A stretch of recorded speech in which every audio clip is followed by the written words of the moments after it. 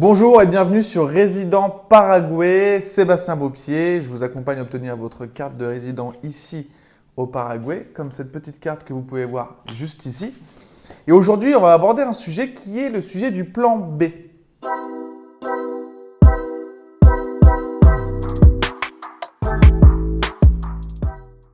Maintenant, première chose, pourquoi obtenir une carte de résident au Paraguay? Vous allez me dire, Sébastien, t'es bien gentil, mais est-ce qu'il faut vraiment avoir un business pour avoir une carte de résident au Paraguay? Non.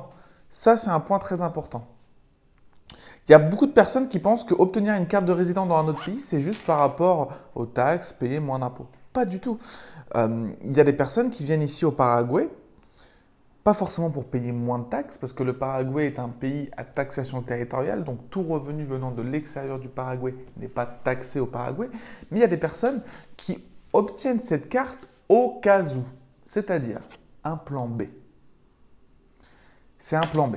Je m'explique. Moi, quand je suis venu faire les démarches, pour obtenir cette carte de résident, j'étais avec un Allemand qui avait des business en dur en Allemagne du coup, et qui est venu faire cette carte de résident. Et je parlais un peu avec lui et il me disait, ben voilà, moi je fais cette carte de résident parce que on ne sait jamais ce qui se passe. En ce moment en Europe, c'est un peu compliqué. S'il se passe quelque chose, je veux avoir un plan B, je veux pouvoir m'en aller, je veux pouvoir m'installer dans un pays où je serai accueilli automatiquement, où je n'aurai pas besoin de faire de visa, où je n'aurai pas besoin de faire ceci ou cela. Quand vous avez cette carte de résident, vous pouvez venir au Paraguay quand vous voulez. Parce que vous êtes résident paraguayen. Si demain en France, il se passe une connerie, vous prenez l'avion direction Paraguay. Pas besoin de visa, vous y restez autant de temps que vous voulez, personne ne vous fera chier. C'est un plan B sur un autre continent, on ne sait jamais ce qui peut se passer. Je ne suis pas là pour faire la personne paranoïaque, la guerre va nous tomber dessus, pas du tout. Je ne suis pas du tout comme ça. Mais on ne sait jamais ce qui peut se passer.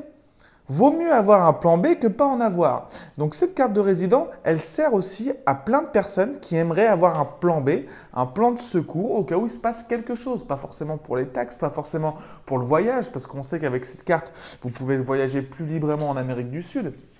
Peut-être qu'il y en a, ils n'ont rien à faire de tout ça. Mais voilà, ça peut être un bon plan B. Donc pareil, imaginez quand quand on était en France par exemple et qu'il y a eu le Covid et qu'on ne pouvait rien faire. Alors je ne me rappelle pas comment était la situation au Paraguay. Imaginons que le Paraguay était un peu plus libre, pas forcément besoin de masque, on pouvait faire un peu plus ce qu'on voulait. Et ben voilà, vous ne travaillez pas, vous prenez votre carte de résident, vous faites votre valise, direction Paraguay, la vie est belle.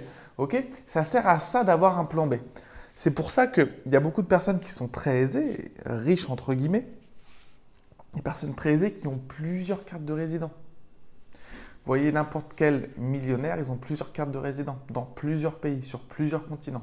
Au cas où, justement, il peut se passer des choses. Ce qui est intéressant avec le Paraguay, c'est que pour garder cette carte de résident, vous n'avez pas besoin d'y vivre.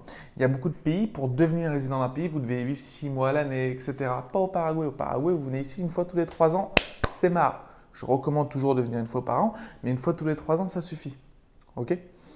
Donc, pour revenir à ce plan B, c'est quelque chose qui peut vraiment vous sauver la vie peut-être un jour. On ne sait jamais. Pour le coût, pour ce que ça coûte de faire cette carte et d'avoir un plan B comme ça aussi important, ça en vaut le jeu en vaut la chandelle. Hein.